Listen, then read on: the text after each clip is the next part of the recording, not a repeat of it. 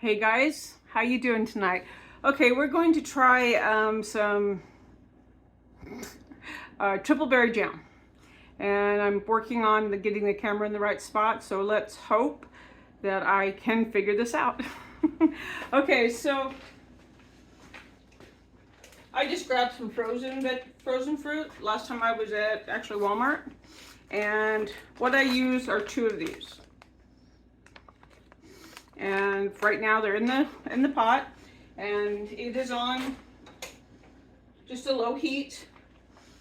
We are slowly defrosting the vegetables, the fruit, and I do things a little different on especially on the berry jams. So,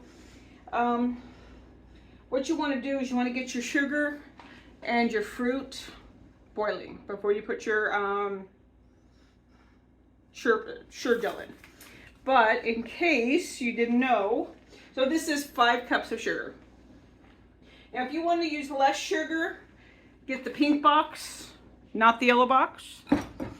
And for those of you, I saw a few people on the original Canning Rebels page discussing they don't give you instructions anymore. So if you open the box, there are 2 recipes.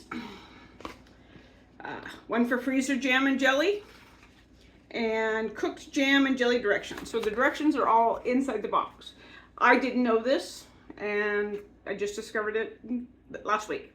So if you have been looking for it, doesn't have, you know how the old ones had the piece of paper and all the different fruit on it. It doesn't have that. You still have to, will have to go to their web page for that, but it gives you the general directions. So if you've been missing it, here it is.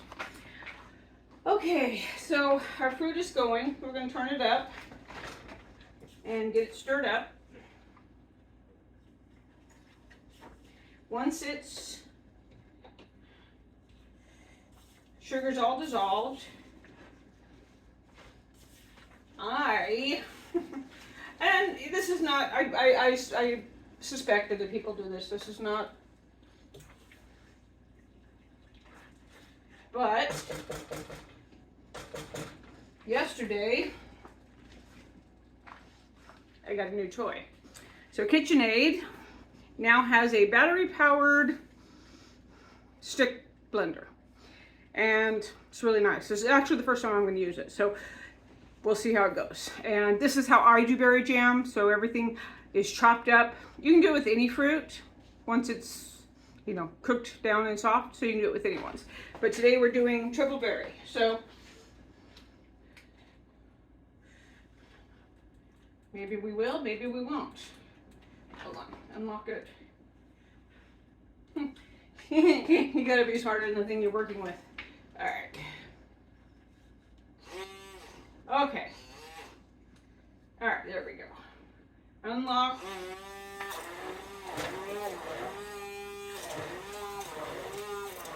And I just go through and mangle everything real good.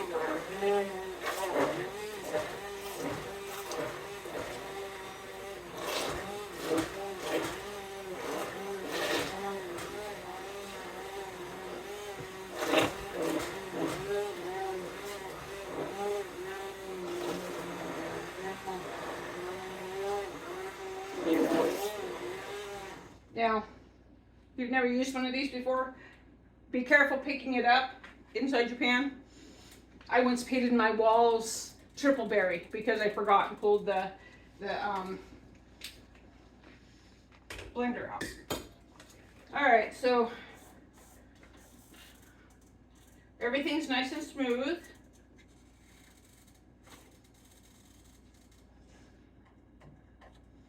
And now all we got to do is wait for it to boil. So, don't know how, most of you know, on Father's Day this year, my house burned down. And so I lost all my canning. I used to do a lot of canning. And so now, since I have to redo everything, I thought I would share it with you. So as I'm canning things, just normal things I can, I'm attempting to videotape them and share them with you. If you have any requests, shoot them on out, because it's just me filling my pantry back up. A little history on me. I started canning with my mom when I was about, I don't know, kindergarten, first grade. Because the one memory I remember is coming home from school and she was doing tomatoes. And I remember asking her if I could help. We lived in Tri-Cities. That's in about 200 miles north of where I live now. And she said, sure. She brought me a chair, set me up to the counter, and she was doing tomatoes, and she'd drop them in the jar, and she'd tell me, reach in there and squish them. And so as she did the blanched and peeled the tomatoes, I squished them in the jar. And that was my first experience of canning that I can remember. But my mom used to have huge gardens, huge.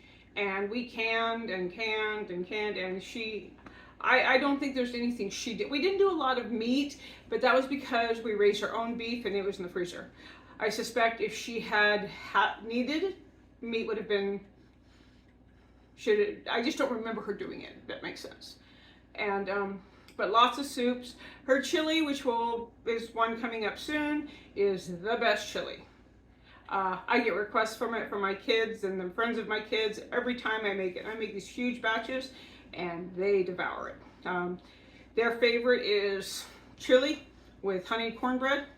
And I mean huge. And a bunch of the friends came over and I went to get my own bowl, gone. One boy grabbed a small mixing bowl and half of a loaf of, like in a round cake pan, 9-inch pan, half of that cornbread, and came and sat down, and that's what his dinner was. So it was the best thing he ever had. But you know, we all think what we cook is the best. So then we're getting there. So then fast forward to adulthood, and I was on some of the stricter canning groups. I don't remember. I was looking for a recipe that I couldn't remember how my mom did it, and I had lost her a couple years before that. So I was on this page, and this lady was canning butter. And it was the first time I ever heard of canning butter. So they were just ripping her to pieces. I felt so bad for her because she was so proud of what she did. She was an older lady. And she's so proud of what she did, and all they kept telling her was how she was going to kill their families and how she should be reported. And I had a friend, her name was Jeanette, and she lived in Tennessee, and of course me in Washington. And I told her about it, and she says, well, you know, make a group. I went, nah. She says, no, seriously, you're good at that stuff. So Canning Rebels came to be because that older lady got ripped on by the strict canners. And so since that day, I've worked very hard at Canning Rebels being inclusive, except for if you're a jerk. We don't allow food shaming. There's no, you shouldn't do that. They're quickly reminded that that's not the kind of type of group, and you get booted. I'm kind of famous for my rants because somebody picks on somebody or something, and that's how Canning Rebels came to be. And this year was our 11th year on Facebook, and we are up to 237, almost 38,000 people. Canning Rebels has a whole family of groups: homesteading, dehydrating, fermenting, smoking. I think there's like 14 of them. So if you're looking for an inclusive group, no nonsense, simple, easy, I'd put money on it that we're one of the friendliest groups on Facebook. And that's not puffing me up. I have a great group of people who are always there to help. They did great by me. I don't have words for how they've supported me through this fire. And that's why I'm doing this, because I want to give something back to them for all the support that they've given me, and to everybody else they have given support. This is something they've asked for a long time, and I always just put it off, said I was too busy. Don't like to look at myself in the camera. And honestly, I didn't think I would do a very good job, but you guys seem to like them. And that's how we came to here. So guess what? Our berries are boiling. So once you get it to a boil, you want to make sure it can't be stirred down. We got your sugar gel, and this is one of the mistakes that people have, is that they put the sugar gel in. It's why, I have no idea. Someone who has got a scientific brain understands this stuff. Let us know why. But it is very, very important when you put the sugar gel in. You do not want to put the sugar gel in. Oh, you know what? I messed up. Well, shit. God damn it. I messed up. All right, so we might have triple berry syrup, because you're supposed to put this in before the sugar.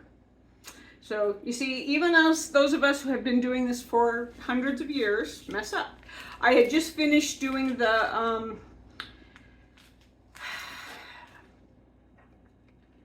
you know, that thing I was doing earlier. The one meal in a jar. And I had to set the berries out to start. Well, crap. Okay, well, this video has become what not to do. So, when you're doing this, be sure to put the sugar gel in before you add the sugar. So now, we're going to add this. We'll see what happens.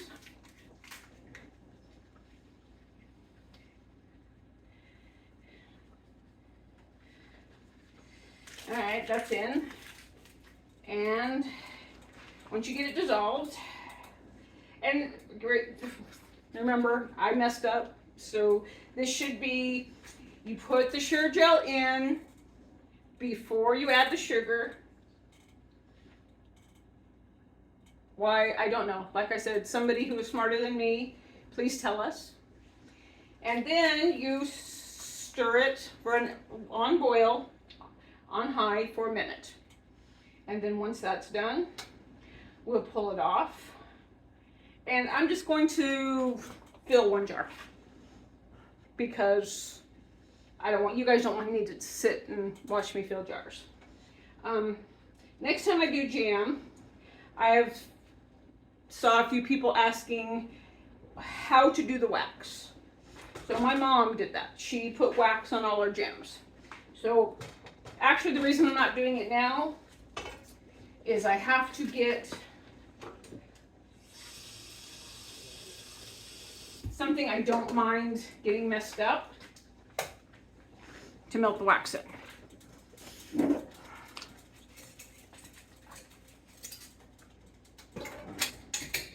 All right, so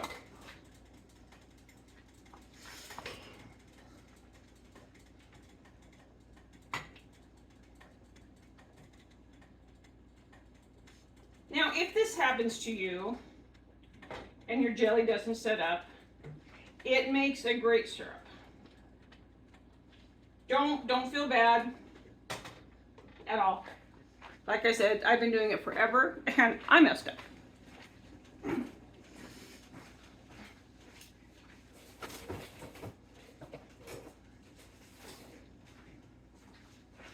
So now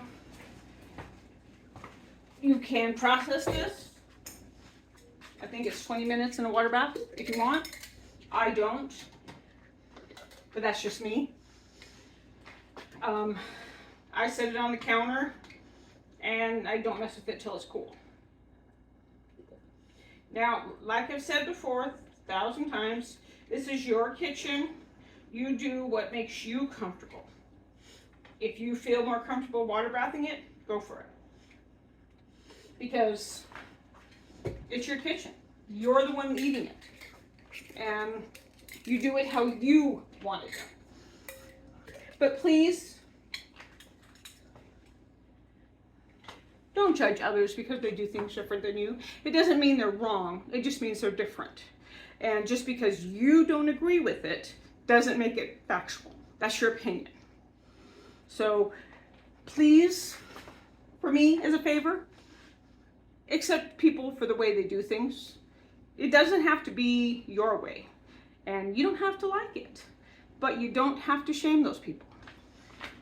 And that's one of the big things Canning Rebels is about. is your kitchen, your rules. And I think we have a very successful group because of that.